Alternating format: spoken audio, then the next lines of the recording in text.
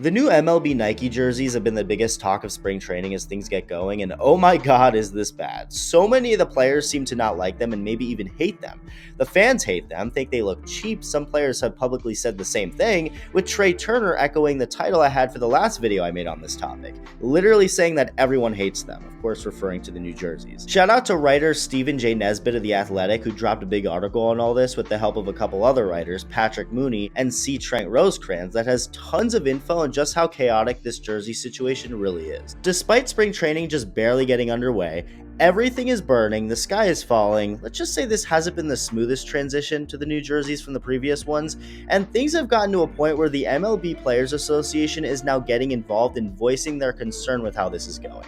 The entire new wardrobe isn't beloved by any means, specifically the pants, in the absolute wildest way possible. Really quick, make sure to hit that subscribe button if you enjoy the videos and haven't already, and hit the bell for post notifications to keep up to date with everything. Thank you. The Players Association, which is led by Tony Clark, has been hearing many complaints throughout the league. I mentioned in the last video about this how there were several players who actually praised the jerseys.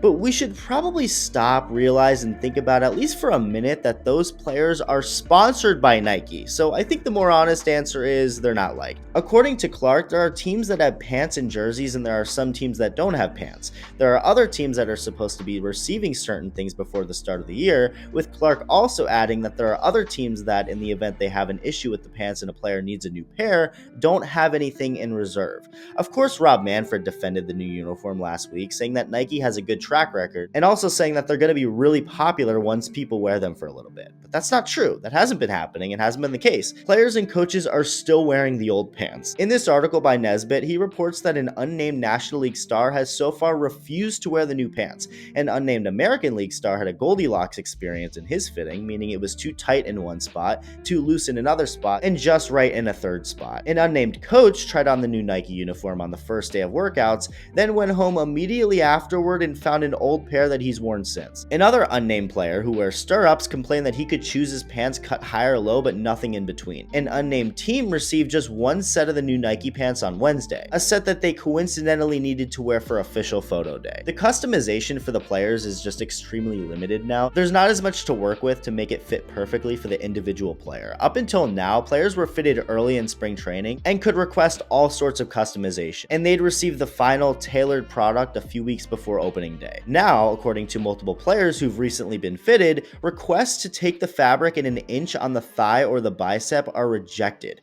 Instead, players are sorted by 4 body types, based on body scanning of 300 plus players Nike and Fanatics conducted last spring, and given 3 options: a slimmer, regular, and baggier fit, with 5 different pant openings. Nike will adjust sleeve and pant length, but not taller specific areas. Padres pitcher Joe Musgrove, who pitched yesterday, wore last year's pants while doing so, and although he wasn't completely ecstatic over the new pants, he also made it clear that it's not the biggest deal at the end of the day and that they've got to just deal with it. There's also a concern among players, though, that if Nike can't supply enough pants to match teams' current needs, the players won't be able to wear them in, break them in, and get comfortable in them during the weeks leading into the regular season, with another unnamed player just flat out calling it a shit show. As much as the top of the uniform, so the jersey, has been criticized for how it looks and the feel according to the players, pants are apparently the biggest concern Tony Clark has been hearing from the players, and yeah, I don't blame them. It makes sense when you realize why. Nike is absolutely botching this up. Like, they are really fumbling the bag here, intentional or not. The pants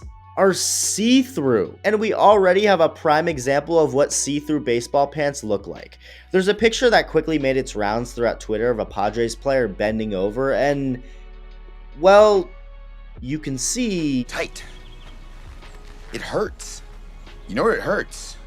In my dick. Okay. I'm not going to show the picture, and it's not even fully for avoiding possible demonetization purposes or anything like that. It's just uncomfortable.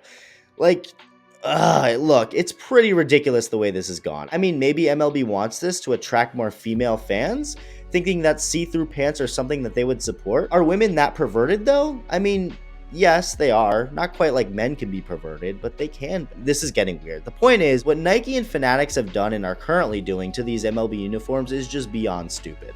The fans hate them, the players hate them, they're not as customizable to fit as uniquely well for each player. The pants are see-through, like this is insane, this is madness. An MLB spokesperson did say in a statement that adjustments are being made to the jersey size, waist, inseam, thigh fit, and the bottom of the pants based on player requests to reps from Fanatics, Nike, and MLB, who have been visiting spring training camps and conducting uniform fitting and feedback sessions with players. We have more than a month to figure this crap out, and hopefully it all ends up being fine in the end, although I will admit it's kind of fun to talk about this and laugh about it. The baseball scriptwriters are hilarious, man. They always cook up the best, most chaotic stuff, and I can only imagine where 2024 is headed when players suddenly having see-through pants is what we're starting with. We haven't even hit March yet, and we already have players' balls being revealed as the opening act. Strap in, we're in for a wild baseball season, as always, but this has the makings to be an Oscar-winning Best Picture by far. Let me know what you think. Thank you for watching, and I'll see you soon.